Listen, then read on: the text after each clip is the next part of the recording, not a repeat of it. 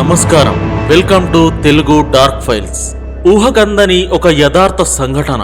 మనకు అస్సాం సరిహద్దుల్లో ఉన్న ఒక మారుమూల గ్రామం నుండి ఈ భయంకరమైన అనుభవాన్ని పంపించారు. 2014వ సంవత్సరంలో రహీం వయసు కేవలం 12 ఏళ్ళు ఉన్నప్పుడు వాళ్ళ కుటుంబం శక్తుల యొక్క యుద్ధంలో ఎలా చిక్కుకుంది వింటే మీ రోమాలు నిలబడతాయి.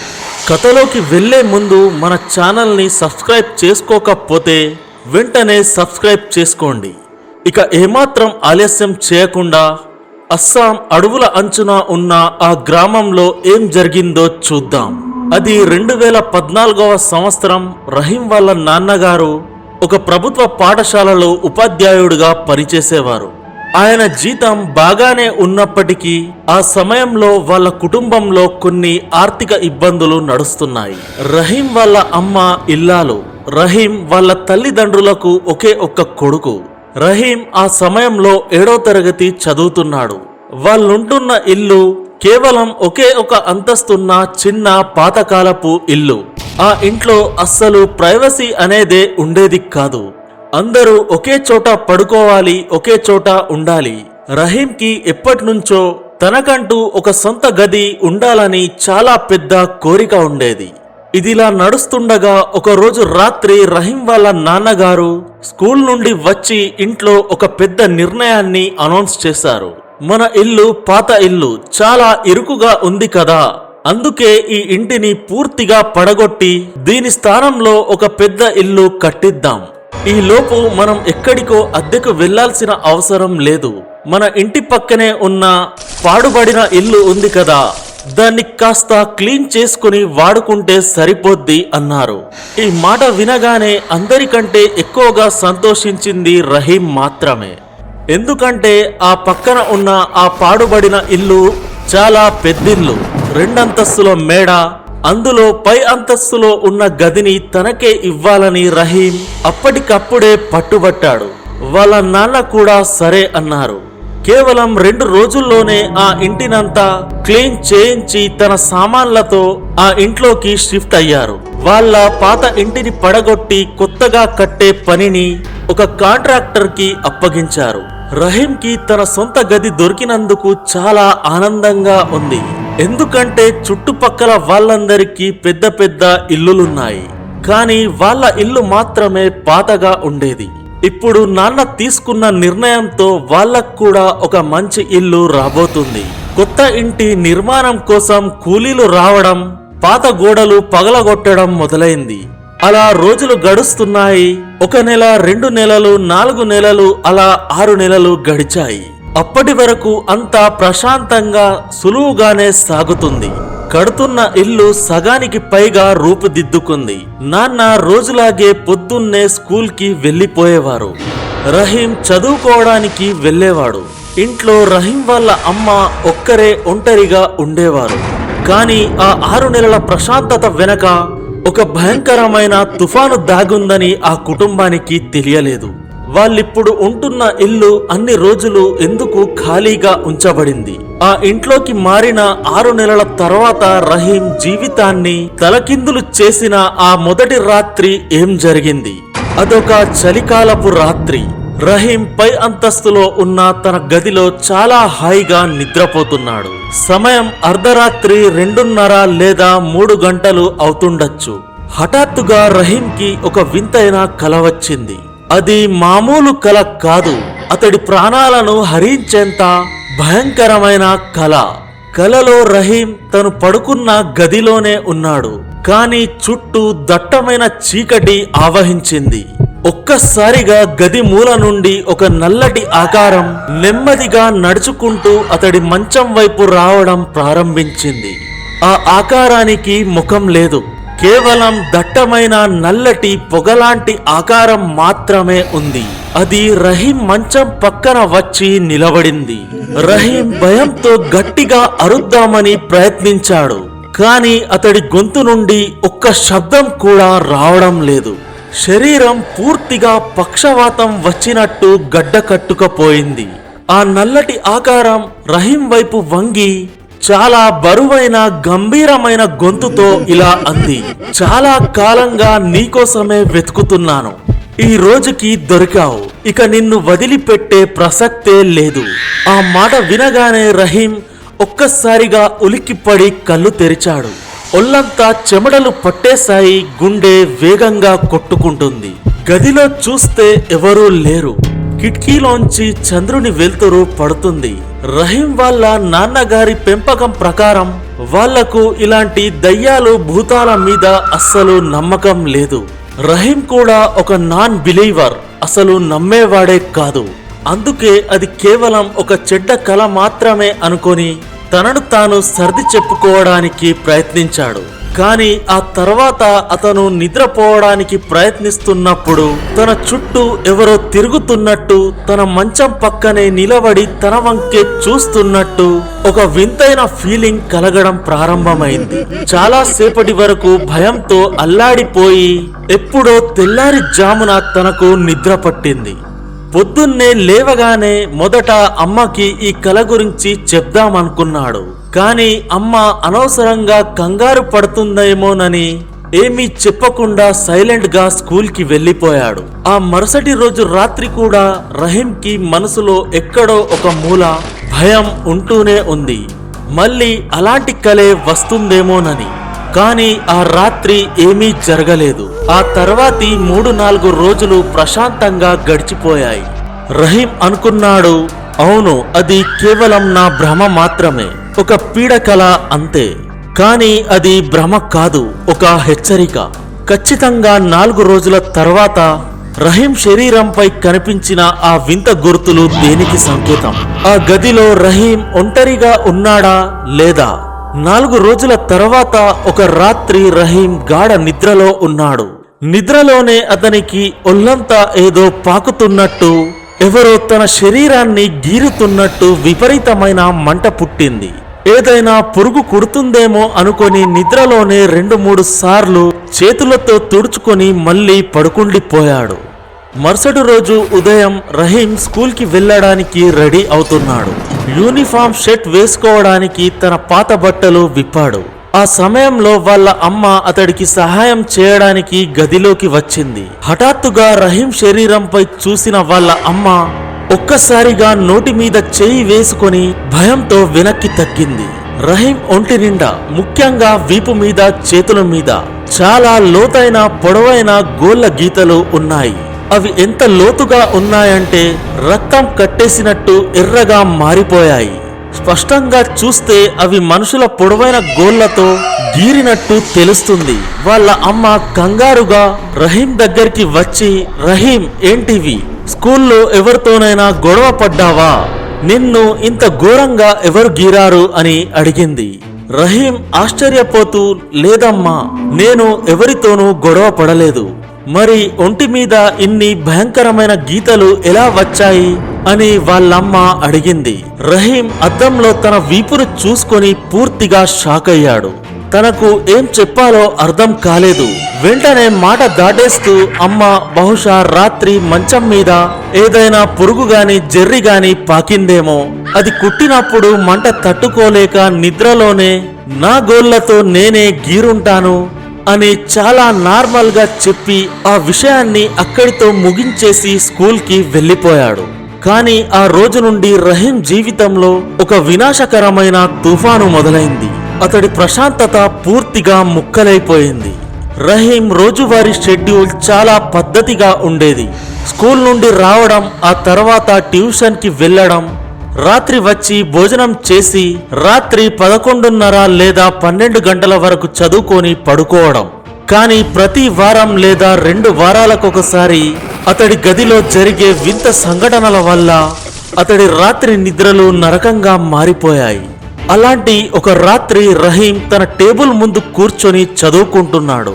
సమయం రాత్రి 11 దాటింది. హఠాత్తుగా అతడి వెనుక నుండి ఎవరో చూస్తున్నట్టు అనిపించింది. నెమ్మదిగా వెనక్కి తిరిగి చూశాడు. అక్కడొక నల్లటి పిల్లి ఉంది. దాని కళ్ళు చీకట్లో మెరుస్తున్నాయి. రహీం ఆశ్చర్యపోయాడు. ఈ పిల్లి పై అంతస్తులోకి ఎలా వచ్చింది? నేను కింద భోజనం చేయడానికి వెళ్ళినప్పుడు తలుపు తెరిచి ఉంటే లోపలికి వచ్చుంటుందని అనుకున్నాడు. దాన్ని బయటకు తోలేద్దామని లేచేలోపే ఆ పిల్లి గదిలోనే గోడ వైపు పరిగెత్తి క్షణాల్లో రహీం కళ్ళ ముందే మాయమైంది. అవును, మీరు వింటున్నది నిజమే. ఆ పిల్లి మాయమైపోయింది. గది తలుపులు మూసున్నాయి, కిటికీలు మూసున్నాయి. మరా పిల్లి ఎటు వెళ్ళింది? రహీం తన భ్రమ అనుకొని మళ్ళీ చదువుకోవడం ప్రారంభించాడు. రాత్రి 12 గంటలకు పుస్తకాలు సర్దేసి మంచం మీద పడుకున్నాడు. సరిగ్గా 2:30 గంటల సమయానికి హఠాత్తుగా తన గది తలుపులను ఎవరో గట్టిగా బాదారు. రహీం ఒక్కసారిగా ఉలిక్కిపడి లేచాడు. టైం చూస్తే 2:30 అవుతుంది. అమ్మా నాన్న ఈ టైంలో ఎందుకు వస్తారు? బహుశా ఆ పిల్లేమైనా తలుపును గీరుతుందేమోనని అర్థం చేసుకుని వెళ్లి తలుపు తెరిచాడు. కాని బయట కారిడార్లో ఘోరమైన చీకటి. ఎవరూ లేరు. చుట్టుపక్కలంతా వెతికాడు. కాని ఆ పిల్లి కూడా ఎక్కడా కనిపించలేదు. మళ్ళీ వచ్చి మంచం మీద పడుకున్నాడు. ఎప్పుడో 1 గంట తర్వాత నెమ్మదిగా కళ్ళు మూతపడుతున్నాయి. సరిగ్గా అదే సమయంలో శరీరం మళ్ళీ బరువెక్కడం మొదలైంది. ఎవరో అతడి 2 భుజాల మీద చేతులు వేసి గట్టిగా అణిచి వేస్తున్నట్టు అనిపించింది. 2 భుజాలు విపరీతంగా నొప్పి పుడుతున్నాయి. ఎవరో కంటికి కనిపించని నల్లటి నీడ అతడి శరీరాన్ని తన ఆధీనంలోకి తీసుకోవడానికి ప్రయత్నిస్తున్నట్టు స్పష్టంగా తెలుస్తుంది. రహీం పూర్తిగా స్లీప్ పారాలిసిస్ స్టేజ్ లోకి వెళ్లిపోయాడు. కదలలేడు. గట్టిగా అరుద్దామన్నా శబ్దం రాదు. అలా నరకం అనుభవించి ఉదయాన్నే లేచాడు. ఈసారి రహీం చాలా తెలివిగా ప్రవర్తించాడు. జరిగిన విషయాన్ని దాచకుండా వాళ్ళ అమ్మ దగ్గరికి వెళ్లి, అమ్మా, రాత్రి నా గదిలో ఎవరో ఉన్నారు. నన్నెవరో గట్టిగా అణిచి వేస్తున్నారు. ఈ ఇంట్లో ఏదో వింత శక్తి ఉందమ్మా. అది నన్ను చాలా ఇబ్బంది పెడుతుంది అని ఏడుస్తూ చెప్పాడు.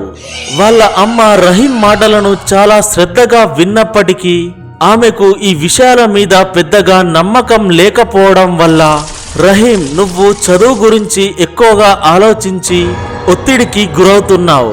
అందుకే నీకలా అనిపిస్తుంది. ఎక్కువగా హర్రర్ సినిమాలు చూడకు. టైంకి తిని పడుకో, అంతా సర్దుకుంటుందని నచ్చజెప్పింది. అమ్మా, నా ఒంటి మీద ఉన్న గీతలు గుర్తున్నాయా? నిన్న రాత్రి కూడా నన్నెవరో నోరు నొక్కినట్టు అనిపించింది అని రహీం అన్నాడు. వాళ్ళమ్మ అది కేవలం మానసిక భ్రమ అని కొట్టి పారేసింది. అమ్మ నమ్మలేదు, సరే, కానీ ఆ శక్తులు కేవలం రహీంకే పరిమితం కాలేదు. త్వరలోనే ఆ నల్లటి ఆకారం వాళ్ళ అమ్మకు కూడా ఎదురైనప్పుడు ఆమె పరిస్థితి ఏంటి? అసలు ఆ అద్దంలో కనిపించిన ఆ ఆకారం ఎవరిది?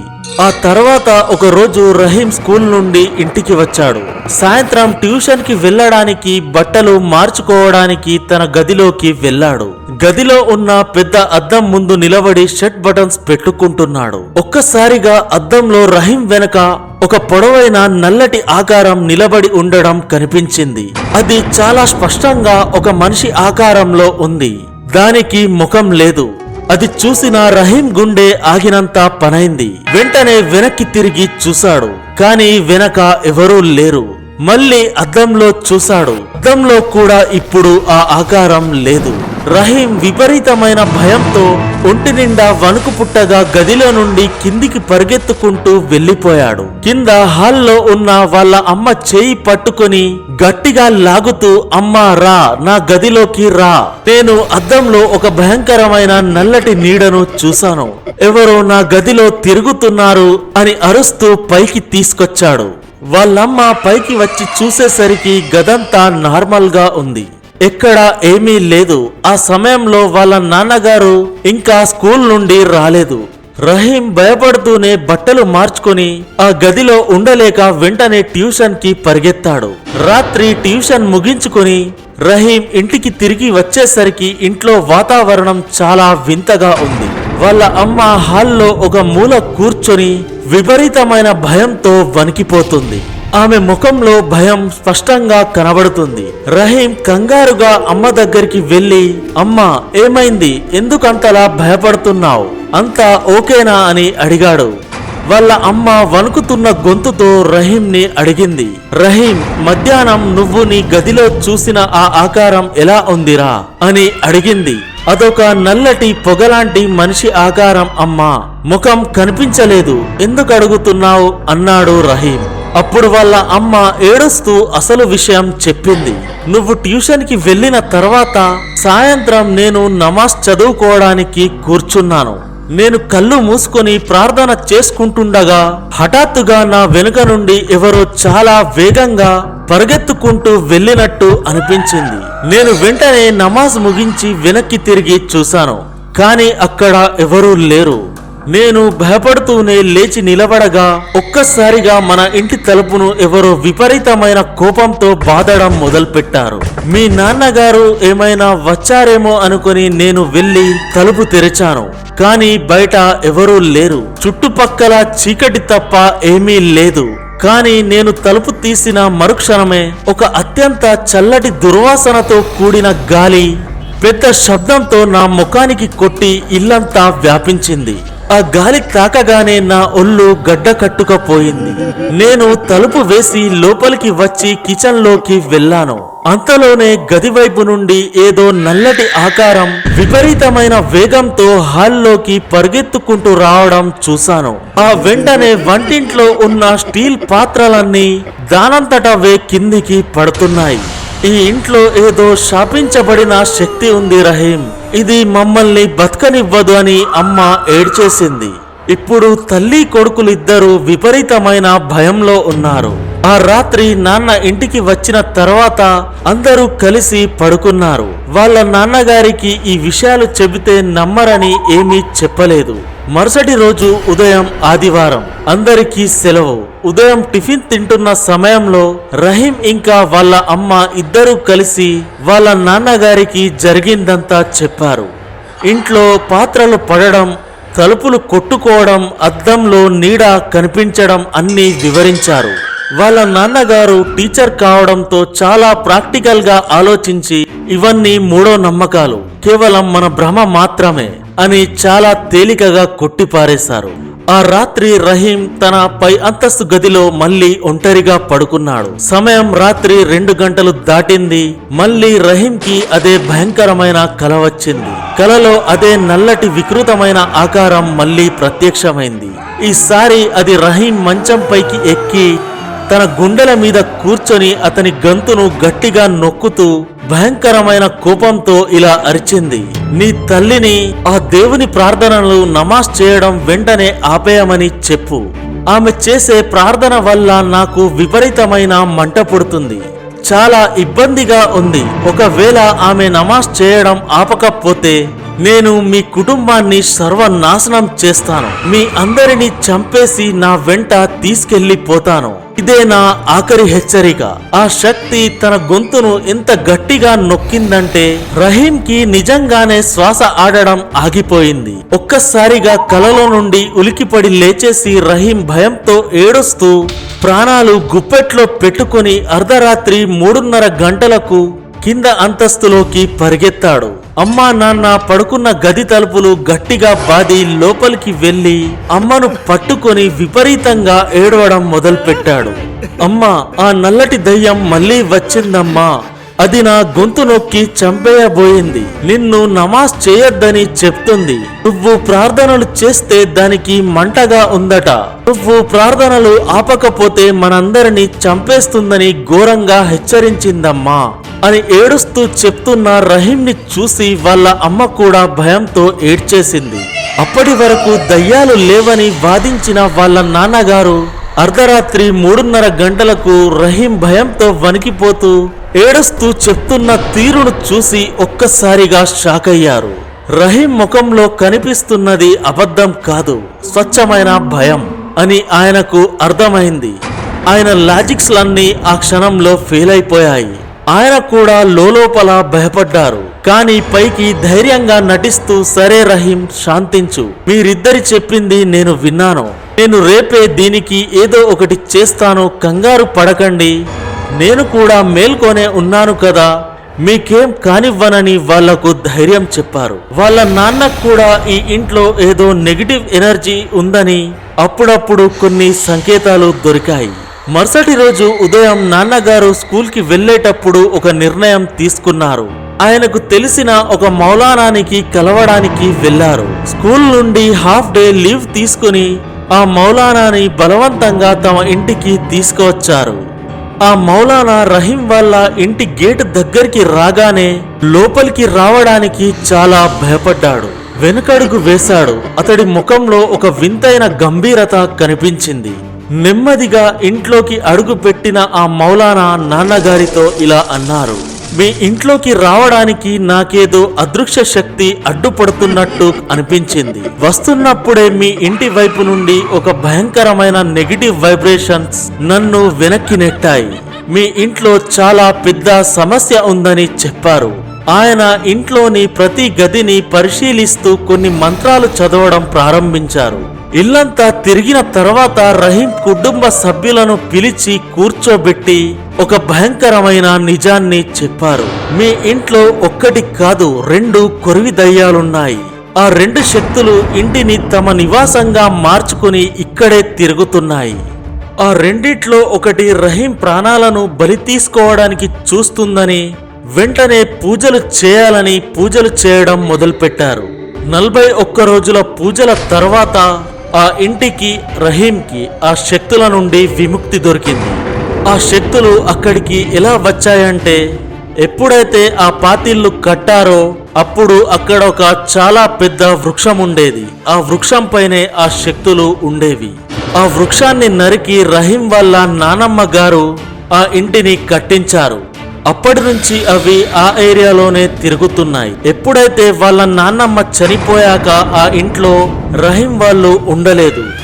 ఆ ఇల్లు ఖాళీగా ఉండడంతో ఆ శక్తులు ఆ ఇంటిని తమ నివాసంగా మార్చుకున్నాయి. మళ్ళీ ఎప్పుడైతే వీళ్ళు ఆ ఇంట్లోకి వెళ్లారో ఆ శక్తులకు ఈ విషయం నచ్చలేదు. ఎందుకంటే వాళ్ళ నానమ్మ హాయంలో వాళ్ళ ఇంటిని కూల్చేశారు.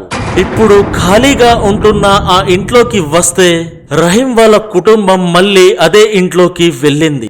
అది వాళ్ళు భరించగా రహీంని తనతో పాటే తీసుకెళ్లాలని అనుకున్నారు. కానీ సమయానికి వాళ్ళ నాన్నగారు స్పందించి ఆ మౌలానాను తీసుకురావడం, ఆ శక్తులను ఒక కుండలో బంధించి ఒక నదిలో విడిచిపెట్టి వచ్చారు. అప్పటి నుంచి ఆ ఇంట్లో ఎలాంటి సంఘటనలు జరగలేదు.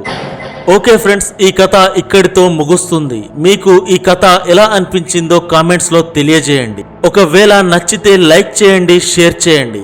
మీ జీవితంలో కూడా ఇలాంటి సంఘటనలు జరుగుంటే కింద డిస్క్రిప్షన్ లో జీమెయిల్ కు పంపండి. అది నా వాయిస్ లో నరేట్ చేసి మన ఛానల్లో పెడతాను. వచ్చే మరో భయంకరమైన కథతో కలుద్దాం.